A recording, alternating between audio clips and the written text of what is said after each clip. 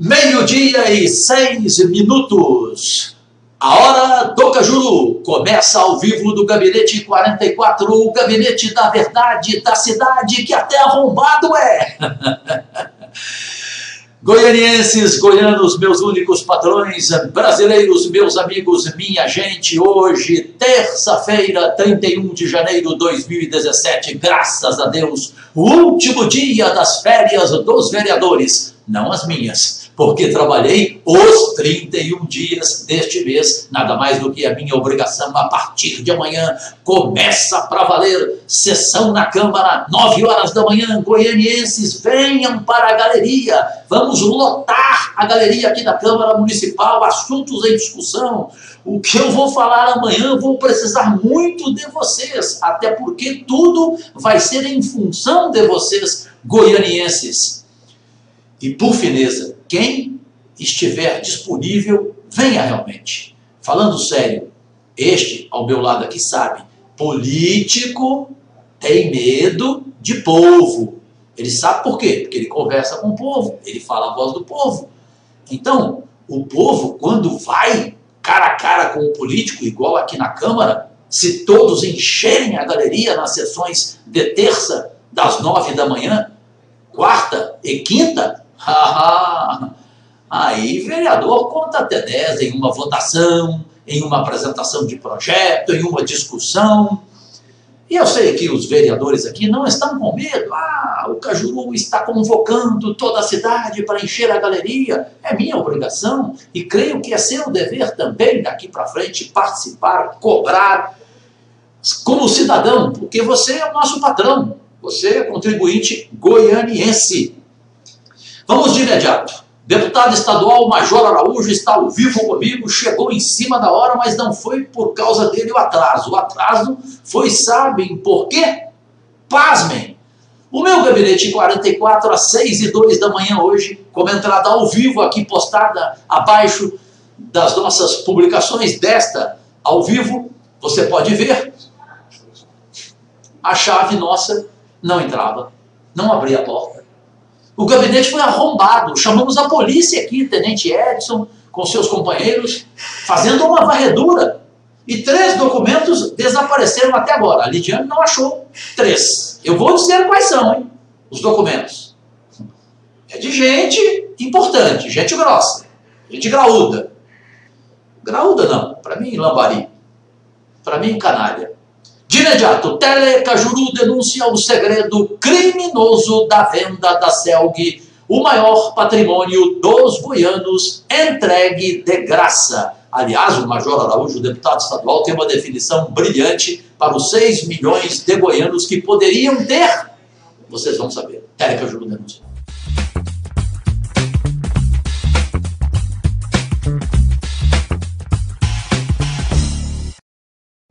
Deputado estadual Major Araújo, primeiro prazer em vê-lo, fazia tempo que a gente não se falava, só por telefone, quando você tomou a decisão de renunciar à vice.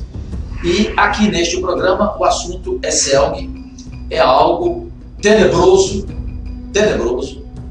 um descalabro, na verdade, e não sei se eu tenho razão ou não de adjetivar como segredo criminoso a venda da CELG para a empresa italiana Enel. Só antes, brincando aqui um pouco, o senhor já passou na Assembleia por essa situação? O seu gabinete já foi arrombado, Major Araújo? Já. Primeiro, Cajuru, é uma satisfação estar aqui, especialmente ao seu lado. Você é inspiração para todos nós, para todo cidadão de bem, para político de bem, enfim. 0 a 0. E é uma satisfação. E dizer o seguinte, eu queria aqui dizer algumas da experiência nossa aqui, dificuldades que você vai enfrentar aqui. Eu espero que não enfrente. Espero que você não enfrente aqui. Você está convidando o povo para vir aqui para a Câmara Municipal, que você não enfrente o que nós enfrentamos na Assembleia. E espero que o presidente aqui não siga o mau exemplo lá do presidente da Assembleia, no final do ano passado, quando o povo ocupou as galerias, enfim, com as manifestações, ele simplesmente mandou fechar. Deixou o povo na galeria, foi para um dos pequenos plenários, onde funcionam as comissões, e realizou as sessões secretas. Fugiu do povo. votou projetos lá na ausência do povo de forma secreta. Ele falou que não violou o princípio da publicidade, porque na realidade a imprensa estava presente. Mas não é a mesma coisa, né? Na realidade, tirou o sagrado direito, ela pode ser presente e ausente de se manifestar. E dizer para você que eu já passei por fato semelhante ao que aconteceu aqui, quando foi votado um projeto lá que onerava a carga tributária do Estado quase toda, IPVA, ITCD, o ICMS sobre a gasolina, enfim, vários outros tributos. E essa votação, que para mim foi uma fraude, votou sem quórum, enfim. Essa documentação se encontrava na minha mesa e no dia seguinte, infelizmente, nós não encontramos a documentação. Lá ocorreu só um pouco diferente daqui, porque lá existe uma chave reserva que fica com a própria administração. Eu troquei a fechadura hoje pela terceira vez. E nós tivemos que trocar a fechadura e falei para o presidente que eu não quero mais chave reserva na administração. Eu também não. O meu gabinete já não tem mais. Quem quiser entrar vai ter que arrombar mesmo. Mas entrar uma vez, nós então. Pedimos as filmagens, elas não foram fornecidas. Não, aqui não tem câmera de segurança. Lá tem, aqui tem essa TV de publicidade confidencial. Até hoje as filmagens não me foram entregues, mas foi fato semelhante. Major, ontem nós falamos por telefone e eu sabia que o senhor viria preparado, com documentação, com artigos, até porque somente o senhor e o deputado Bruno Peixoto foram contra, lá na Assembleia Legislativa, quando o governador Marconi mandou a goela abaixo os seus deputados aprovarem. Não só os seus, como os do PMDB, que se dizem oposição, como José Nelto, Adib Elias. Enfim, o Marconi teve o que Deus não tem. 99% só o senhor e o Major e o Bruno Peixoto votaram contra o quê? Contra essa barbaridade, senhoras e senhores goianienses, que foi a venda da Celg para a empresa italiana a Enel, comprando 95% das ações, exatamente pelos valores aqui, para que não haja nenhuma dúvida, um ágio de 28%. Isso aqui é informação internacional da agência Reuters, que entrevistou os donos da empresa italiana Enel, e essa matéria da agência internacional Reuters foi reproduzida pelo jornal O Globo e pelo G1 na internet e nas redes sociais. 1,122 bilhões, o valor que ficou para os cofres do governo de Goiás. E a empresa italiana repassou para a Eletrobras 1,65 bilhões por sua fatia na Celg D. E aí, o que aconteceu, que o Major sabe muito mais do que eu, por estar na Assembleia e por ser atuante, e tem aqui os artigos, tudo, nesta votação, em que só 2 dos 41 deputados foram contra, simples... Só uma reparação, cara. Na realidade, o último projeto que foi votado, que foi relativo a incentivos fiscais, créditos otorgados, enfim, que foram concedidos à compradora da ação, é que ele estava presente lá da oposição, eu e o Bruno. Os demais, alguns dos demais da oposição estavam figurando no painel, mas não estavam presentes no plenário, então eu e o Bruno, nós votamos contra. Mas para mim, se eles estavam fora do painel, eles não deviam estar. Eles não deviam estar. Um assunto grave desse, eles estavam fora do painel. Isso exigiria a presença. Nos demais projetos, sobre a venda, a autorização para alienação, enfim, essa daí sempre contou com o voto contrário da oposição. Só fechando da minha parte para ouvi-lo, e da sociedade goianiense quer, e os goianos, de modo geral, são 6 milhões de goianos que têm a Celg como patrimônio de Goiás.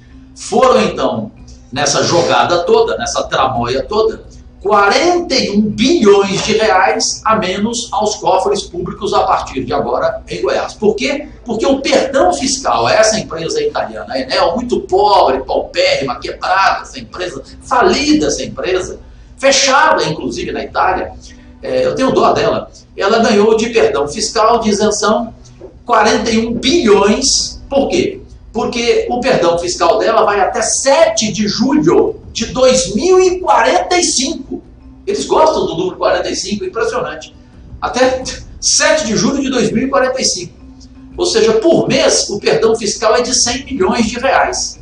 Até 7 de julho de 2045, total de perdão fiscal para essa empresa, 41 bilhões de reais pelo favor que ela fez de comprar a CELG, o maior patrimônio de Goiás. Major, as informações, as suas opiniões e aquela sua que eu achei uma belíssima declaração. Gente, desse jeito era melhor os goianos terem comprado a CELG, não foi isso que o senhor falou? Exatamente, se os goianos tivessem reunido, os funcionários da CELG tentaram fazer isso. Não foi permitido, os funcionários queriam. Só para se ter ideia aqui, a bagatela que foi vendida à CELG, um preço irrisório para o Estado também, não resolve o problema do Estado. E pelo que a CELG fatura. E o mentiroso do governador ainda diz que esse ano recebe 1 bilhão, no ano que vem recebe 1 bilhão, mentira. Quem vai receber o outro 1 bilhão e mais um pouco, porque tinha um controle acionário, é a Eletrobras.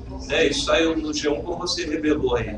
Quer dizer, então, que cada goiano, se quisesse comprar a CELG... Se quisesse comprar uma mixaria, uns 100 reais para cada goiano, compraria, reuniria aí recursos suficientes para bancar esses... E não pediria perdão fiscal, né? Sem perdão fiscal, enfim, e manteria um controle acionário, aliás, o controle da companhia, podendo eleger o seu presidente e ter uma gestão voltada para o povo, de fato, né? Mas, se você me permite, eu queria falar falei tudo que eu tinha falado. Sobre o histórico disso. Primeiro dizer o seguinte, na gestão do governador Alcides Rodrigues, ele conseguiu fechar um acordo muito melhor do que esse para a CELG. 2006 a 2010. Ele receberia, primeiro, foi feito um empréstimo, né, em 2011, o Estado passou o controle acionário para a CELG, teve a autorização da Assembleia para passar em troca de um empréstimo de 1 bilhão e 900 milhões. O Alcides receberia também esse 1 bilhão e 900 milhões, quem não deixou foi o governador atual, que era senador, e que foi nos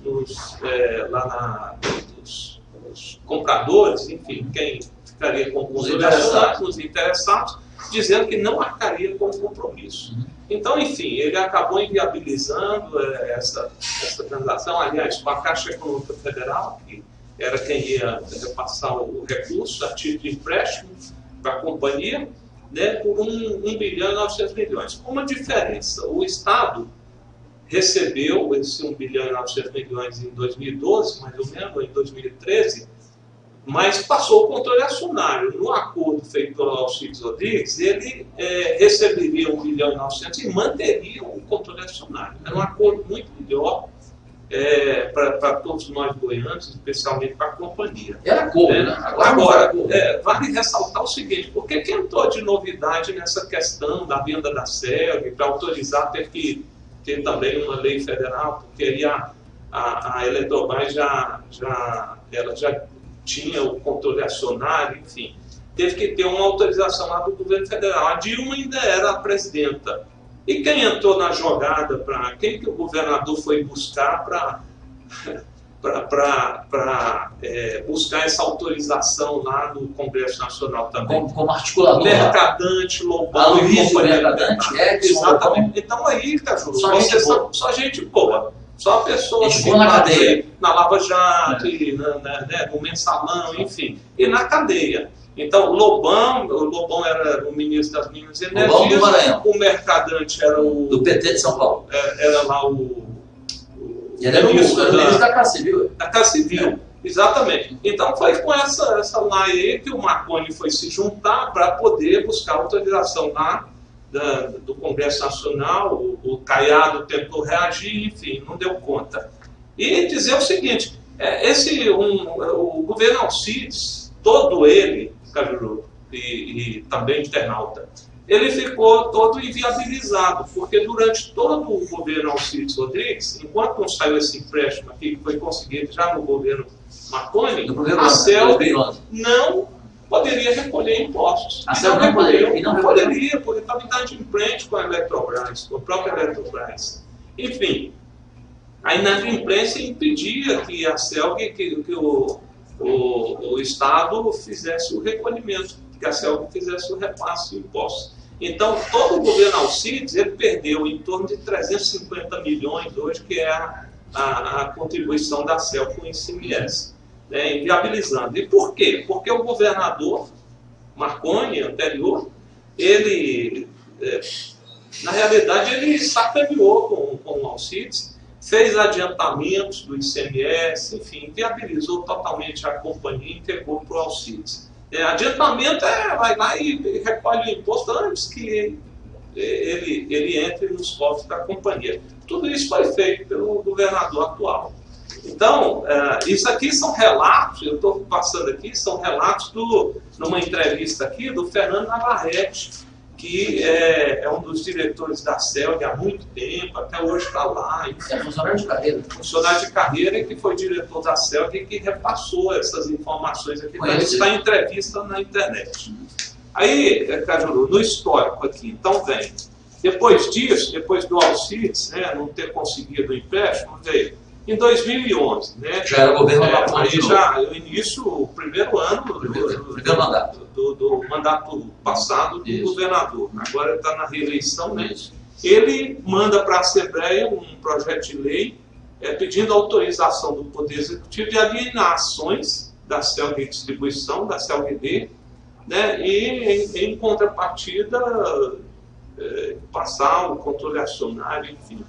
Isso foi para a Assembleia em 2011. Claro, a Assembleia, com sua maioria absoluta, votou favorável e ele já tinha autorização. Em 2012... Aliás, só rapidinho, foi nessa época, um pouquinho antes, em dezembro de 2010, que ele mudou a Constituição de Goiás, que pouca gente sabe, onde, para ele ser processado, e depois julgado, e depois condenado, para isso acontecer com o governador Marconi Perillo, ao contrário de qualquer outro estado, tem que ter autorização de 2/3 da Assembleia, ou seja, 27 deputados, não é isso? Sim, mas na realidade esse dispositivo tem nas constituições.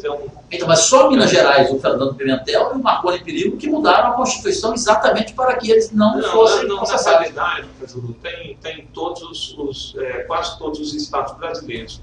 Tem uns 2 estados que já fizeram... Que já mudaram? Que mudaram. E Minas Gerais está mudando. Minas Gerais está mudando. Graças a Deus. Agora, em Minas Gerais é uma situação diferente, né? O governador não tem maioria lá, tem dificuldades. Aqui não. Aqui ele domina, compra todo mundo. A verdade é essa. Ele compra, ele mantém o controle aí com caixa 2 violento. Esse cara tem aí, deve ter um galpão inteiro de dinheiro, caixa 2 guardado, enfim. E aí fica fácil, nas campanhas é ele que financia, né? Então fica fácil de controlar qualquer assembleia desse jeito.